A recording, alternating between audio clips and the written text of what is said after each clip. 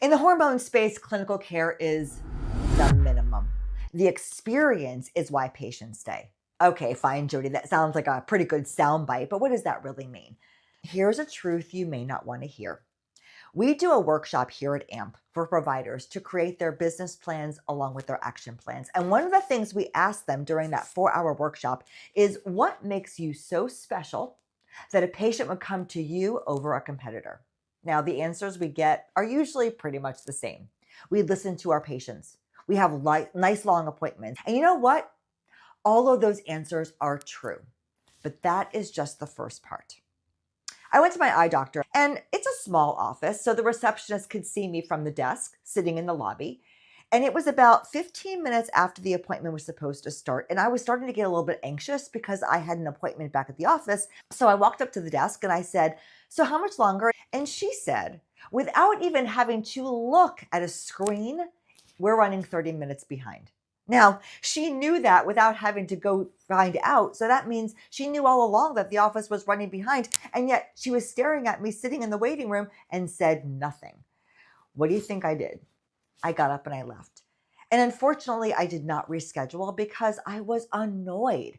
I left there feeling ignored, unimportant, and just completely forgotten.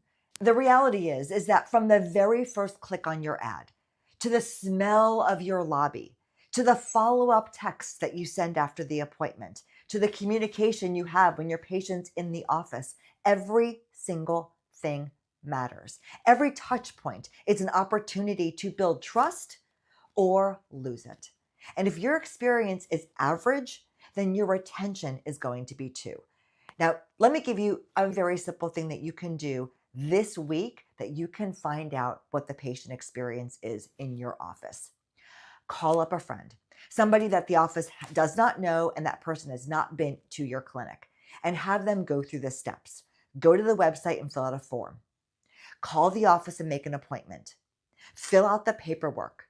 Show up for an appointment. Go through the entire process and have them write down the things that made them feel truly special and that made them feel like they wanted to go to Google and write a review about your clinic. And then make a list of the things that made them feel like a number. And then sit down and review the information without judgment. And once you have the information as to what is going on, good and bad, in your office, you now are armed with what you need to fix it. So take the moment, give somebody a call, bring that mystery shopper through your clinic, and find out what your patient experience is like.